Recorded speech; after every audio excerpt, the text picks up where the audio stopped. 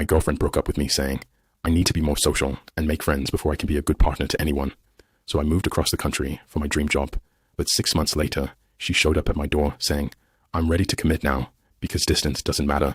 I'm John, 28, male, and I work as a marine biologist.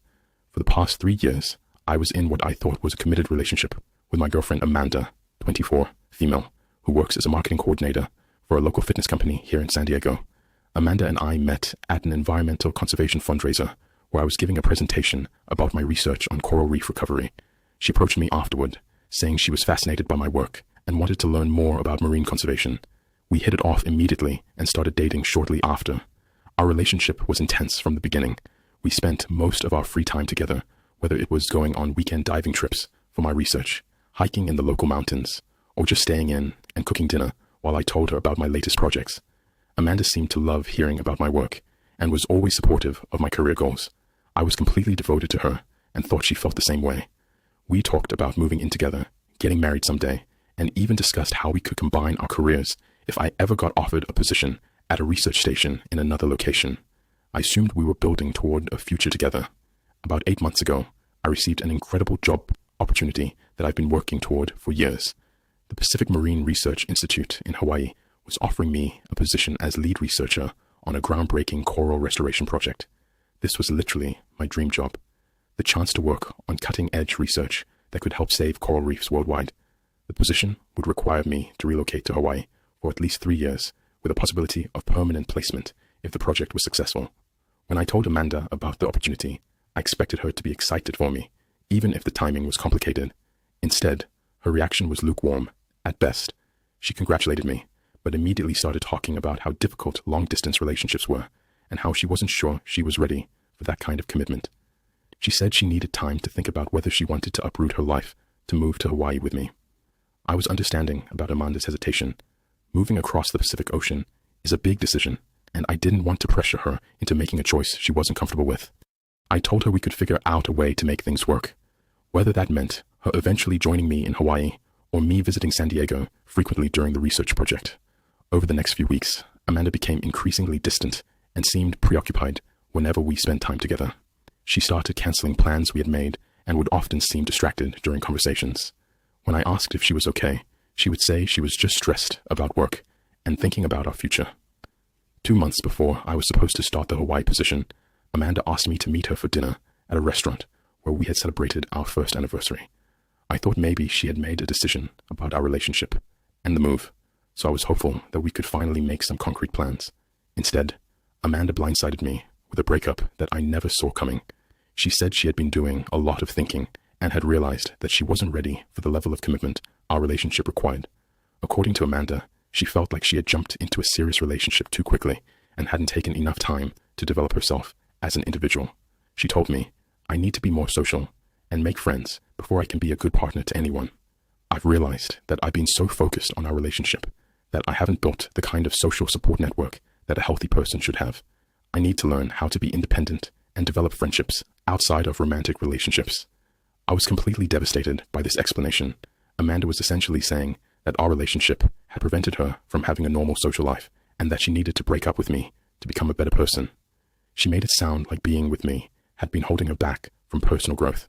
When I asked her if this decision had anything to do with my job offer in Hawaii, she insisted that it didn't. She said she had been having these feelings for months and that my career opportunity had just forced her to confront them. She claimed that even if I stayed in San Diego, she would still want to end our relationship to focus on personal development. Amanda also said she hoped we could remain friends and that maybe someday, after she had worked on herself, we might be able to reconnect romantically.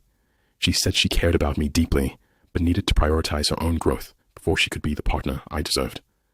I was heartbroken and confused by Amanda's decision. Our relationship had seemed solid to me, and I had never felt like she was sacrificing her independence or social life to be with me. She had friends from work and college that she saw regularly, and I had always encouraged her to maintain those relationships. Looking back, I realized that Amanda might have been using the personal growth excuse to avoid having to make a difficult decision about the Hawaii move. It was easier for her to end our relationship than to commit to either moving with me or maintaining a long-distance relationship. After our breakup, I threw myself into preparing for the Hawaii position. I figured that if Amanda didn't want to be part of my future, I would focus entirely on my career and make the most of this incredible opportunity. The pain of losing her motivated me to work even harder and prove to myself that I could succeed on my own. I moved to Hawaii 3 months ago and immediately fell in love with the island lifestyle and my new research position. The coral restoration project was even more exciting than I had anticipated, and I was working with some of the most brilliant marine biologists in the world. My new colleagues welcomed me warmly, and I quickly felt like I had found my professional home. Living in Hawaii also introduced me to an amazing community of environmentally conscious people who shared my passion for ocean conservation. I joined a local diving club, started volunteering with a sea turtle rescue organization, and began attending beach cleanup events on weekends. It was at one of these beach cleanups that I met Grace, 27, female, who works as an environmental lawyer specializing in marine protection cases. Grace was beautiful, intelligent, and shared my commitment to ocean conservation. We started talking about our respective work, and I was impressed by her knowledge and passion for environmental law. Grace and I began spending time together initially as friends who shared common interests in marine conservation. We would go diving together to document coral health for both her legal cases and my research. We attended environmental conferences and policy meetings where our professional expertise complemented each other perfectly. Over the past 2 months, my relationship with Grace has developed into something much deeper than friendship. She understands my work in a way that Amanda never did. She's equally committed to making a positive impact on ocean health. We're partners in both our personal and professional lives. Last month, I proposed to Grace during a sunset dive at one of our favorite coral restoration sites. She said yes, and we're planning a small beach wedding for next spring. Grace has become not just my fiancée, but my best friend and professional collaborator. Update. 2 weeks ago, I received a completely unexpected phone call from Amanda. I hadn't heard from her since our breakup 6 months ago, and seeing her name on my phone was quite a shock. Amanda started the conversation by asking how I was doing and how my new job in Hawaii was going. She said she had been following my research updates, impressed by the work I was doing with coral restoration. She mentioned that she had seen photos of me at various marine conservation events and that I looked happy and successful. I was polite but cautious during this conversation. I told Amanda that I was doing very well and that the Hawaii position had exceeded all my expectations. I mentioned that I had gotten involved with local environmental organizations and was enjoying the island lifestyle. Amanda then started talking about her own life since our breakup. She said she had been working on herself exactly as she had planned, focusing on building friendships and developing her social skills. According to Brooke, she had joined several social groups, taken up new hobbies, and had been dating casually to explore what she wanted in a relationship. However, Amanda said that after 6 months of this self-discovery process, she had come to an important realization. She told me that none of her new friendships or casual relationships had given her the same satisfaction and connection that she had felt with me. She said she now understood that our relationship had been special and that she had made a mistake by ending it. Amanda then said something that completely stunned me. "I'm ready to commit now, John. I've done the work on myself, and I know what I want. Distance doesn't matter when it's real love, and what we had was real love. I want to try again, and I'm willing to move to Hawaii to be with you." I was speechless for several moments. Amanda was essentially asking me to take her back after she had dumped me, to work on herself, and was now claiming that she was ready for the commitment she had rejected 6 months earlier. When I finally responded, I told Amanda that I appreciated her honesty, but that I had moved on with my life. I mentioned that I was in a new relationship and was very happy with how things had developed for me in Hawaii. Amanda seemed shocked by this news. She said she had assumed I would still be single and focused on my career. She asked about my new relationship, and I briefly mentioned that I was engaged to someone who shared my professional interests and life goals. Her reaction was immediate disbelief. She said, "You got engaged after only a few months. That seems really fast, John. Are you sure you're not just rebounding from our relationship? I know you, and you don't usually make decisions this quickly." I told her that my relationship with Grace was built on a solid foundation of shared values and mutual respect, and that when you find the right person, timing becomes less important than compatibility. I also mentioned that Grace understood and supported my career in ways that I had never experienced before. The conversation ended with Amanda saying she was disappointed that I had moved on so quickly, but that she hoped I was genuinely happy. She said she still believed that we had unfinished business and that she would like to talk more about the possibility of reconciliation. I told Amanda that while I wished her well in her personal growth journey, I was committed to my new relationship and had no interest in revisiting our past. I suggested that she continue focusing on building the independent life she had wanted when she broke up with me. Update 2. Last week, I received the most unexpected surprise of my life. Grace and I were at my apartment preparing dinner when someone knocked on our door. When I opened it, Amanda was standing there with a suitcase, having apparently flown to Hawaii without any advance notice. She looked shocked to see Grace in my kitchen, wearing an apron and clearly comfortable in my home. The engagement ring on Grace's finger was obviously visible, confirming what I had told Amanda during our phone conversation. Amanda's first words were, "I didn't think you were serious about being engaged. I thought maybe you were just trying to make me jealous or something." She then looked at Grace and said, "Who are you exactly?" Grace, who is much more direct than I am, stepped forward and introduced herself. "I'm Grace, John's fiancée. We're getting married in the spring. And you must be Amanda, the ex-girlfriend who decided she needed to work on herself." I could see Amanda processing the reality of the situation. This wasn't some casual rebound relationship. Grace and I were clearly living together and planning a future as a married couple.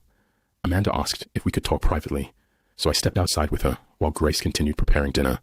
Amanda immediately started crying and said she had made the biggest mistake of her life by breaking up with me. According to her, her 6 months of personal growth had been miserable. She said she had tried to build new friendships, but none of them were as meaningful as our relationship had been. She had dated several people, but no one compared to me in terms of compatibility and connection. Amanda said, "I realized that I didn't need to be more social or independent. What I needed was to appreciate what I already had with you. I was scared of the commitment, but now I know that fear was stupid. I should have moved to Hawaii with you and supported your career instead of running away." Amanda then begged me to reconsider our relationship. She said she was willing to do whatever it took to win me back, including moving to Hawaii permanently and supporting my research career. She said she had learned from her mistakes and was ready to be the partner I deserved. I told Amanda that I appreciated her honesty, but that her timing was about 6 months too late. I explained that her decision to break up with me had forced me to rebuild my life, and in doing so, I had found something better than what we had together. I also pointed out that her sudden change of heart seemed to be motivated more by regret about what she had lost than by genuine personal growth. If she had truly worked on herself, she would respect my new relationship instead of trying to disrupt it. Amanda became desperate and said, "But I flew all the way here to fight for us. Doesn't that prove how much I care about you? I'm willing to do whatever it takes to make this work." I told Amanda that grand gestures couldn't undo the hurt she had caused or the time that had passed. I'd built a new life with someone who had been there for me from the beginning, not someone who had abandoned me and then returned when it was convenient. When we went back inside, Grace had finished cooking and had set the table for 2 people. She looked at Amanda and said, "I assume you'll need to find a hotel for tonight. There are several nice places near the airport if you're planning to fly back to San Diego tomorrow." She looked devastated, but realized that neither Grace nor I were going to accommodate her unexpected visit. She asked if we could at least have dinner together so she could get to know the woman who had replaced her. Grace's response was perfect. "I didn't replace anyone. I'm not a substitute or a consolation prize. Trevor and I built our relationship together, and it's not something that can be compared to its past." Update 3. Amanda ended up staying in Hawaii for 3 days, apparently hoping that spending more time around me would change my mind about our relationship. During this time, she made several attempts to contact me and convince me to reconsider. On her second day in Hawaii, she showed up at the Marine Research Institute, where I work. She told the security guard that she was my girlfriend from the mainland and needed to deliver important personal documents to me. When Amanda appeared at my laboratory, my colleagues were quite surprised. I had to explain that she was my ex-girlfriend who had come to Hawaii uninvited and was trying to reconcile our relationship. Amanda seemed to think that seeing my work environment would somehow rekindle our connection. She kept mentioning how much she had always supported my